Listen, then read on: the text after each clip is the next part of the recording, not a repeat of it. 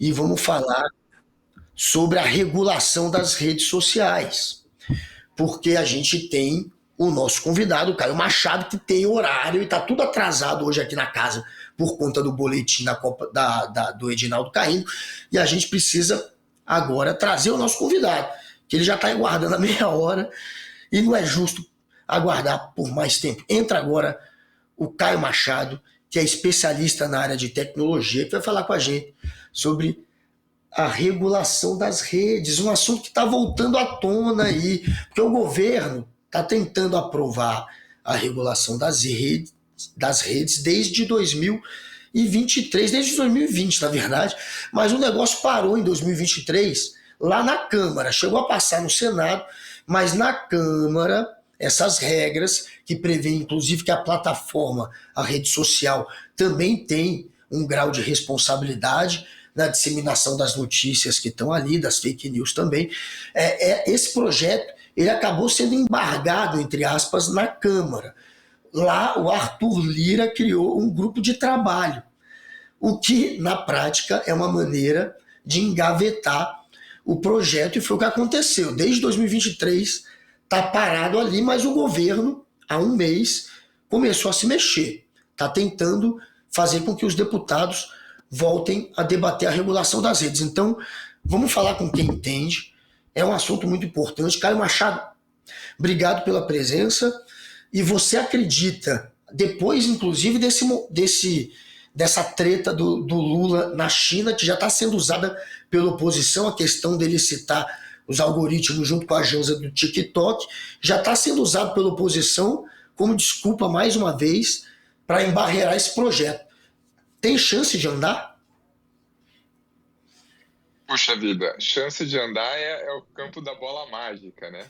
O que eu posso dizer é o seguinte: a gente tem uma demanda enorme, em alguma hora a gente vai ter que regular isso. Inclusive, fazer uma correção aqui, atualizar a nossa regulação, porque a gente tem uma regulação que foi passada em 2014 no Marco Civil da Internet, é uma lei que foi aprovada no governo Dilma, e a gente é referência mundial, uma lei muito boa, mas ela está desatualizada.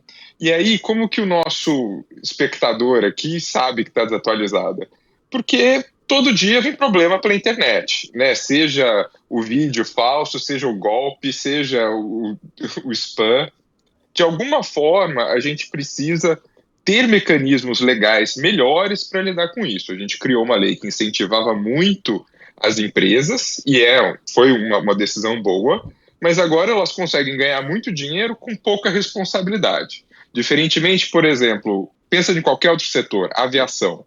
Você quer ganhar dinheiro com avião, levando gente de um lado para o outro, carga? Legal, mas você tem que seguir as regras. Você tem que, por exemplo, se atrasar, indenizar o passageiro, a passageira. Na internet está muito solto. E então eu estou dando esse panorama porque a pressão é muito grande, a pressão da sociedade é muito grande. O Congresso, especificamente, está empurrando com a barriga há muito tempo. O STF está com uma pauta na mão, mas não é o papel do STF regular isso. Então, a omissão do Congresso está cada vez mais óbvia. Então, eu não consigo, na bola de cristal, falar assim, é hoje ou daqui a 2 anos. Mas a cada vez a gente tem um escândalo político, a gente tem pressão externa das plataformas, como o incidente do Elon Musk querendo, né, se insurgir contra o Estado brasileiro, as instituições brasileiras. Então, alguma hora, a pressão social vai chegar lá, entendeu? Então, uma hora vai passar alguma coisa. Idealmente, a gente passa algo bom e não algo ruim, mantendo a tradição que a gente conseguiu conquistar. Agora, Caio, me diga uma coisa. Mas por que o Congresso emperra com isso? É só por causa desses novos fatos que vão aparecendo? Não é porque ninguém ali está muito interessado em regular as redes sociais? Perfeito. Essa pauta caiu na nossa polarização e disputa política. Então, é uma questão necessária. Se você dá uma olhada no projeto de lei, um dos principais pontos é essa reorganização do risco do negócio, né? Assim, pô, você está ganhando muito dinheiro, você, rede social, está ganhando muito dinheiro, e esse serviço acaba afetando muita gente, né? Então, a ideia, estou traduzindo a ideia aqui, a gente precisa disso. Agora, essa discussão caiu no Fla-Flu brasileiro, aproveitando a pauta futebolística, caiu no Bolsonaro é Lula, é direita ou é esquerda, e isso, infelizmente, empobrece muito o debate e cai nessa paralisia absoluta da Câmara. Mas a gente tem questões muito sérias, né? Isso ficou muito evidente, para dar um exemplo de escândalo, foi a pandemia. Havia informações incorretas circulando que afetavam as vidas das pessoas, literalmente, quem vive, quem morre, quem fica doente, e a gente não tinha um mecanismo que permitia que o Estado entrasse e falasse assim, ó, gente, espera aí, né, o Estado ou alguma agência competente, independente, que falasse assim, espera aí, essas informações estão causando dano, como que a gente mitiga esse risco?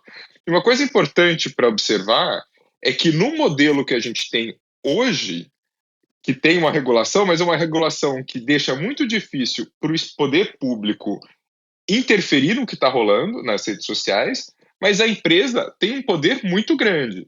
Então, hoje, o Zuckerberg consegue decidir o que a gente está falando no Brasil, mas o judiciário tem que passar por uma série de instrumentos, de etapas jurídicas para aplicar a nossa lei. Então, não é que a gente não tem regulação e quem está falando que não precisa passar está defendendo a liberdade de expressão. Não, está defendendo uma situação em que um estrangeiro, com más ou boas intenções, tem mais poder de voz sobre como a gente se comunica, inclusive aqui nesse serviço, do que as instituições brasileiras, que a gente elege. Né? A gente elege pessoas na Câmara, a gente tem mecanismos em que juízes são né, indicados por STF ou passam em concurso. A gente tem essa estrutura que responde a nós, brasileiros. Atualmente, a gente está dando poder para alguém de fora que tem incentivos outros que atender às nossas demandas.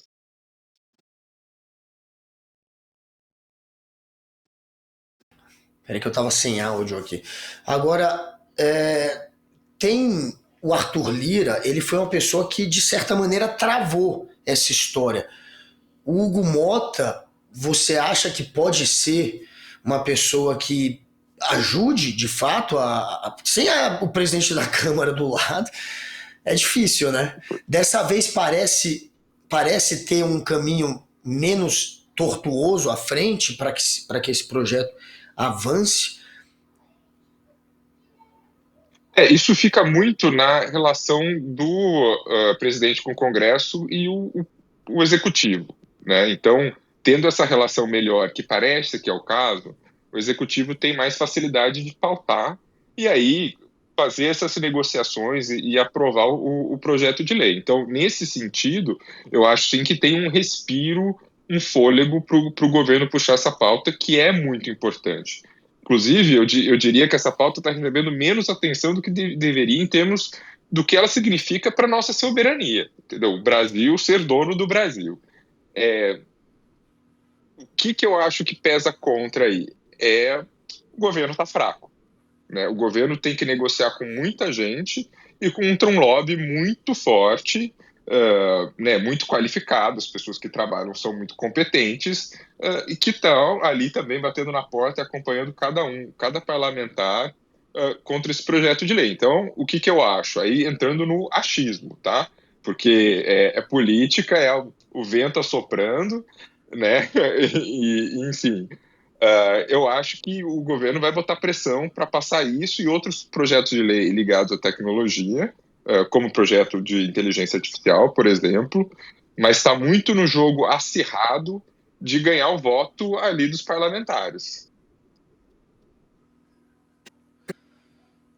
Obrigado pela sua entrevista e vamos voltar a nos encontrar novamente. Muito obrigado, Caio. Muito obrigado. Muito obrigado.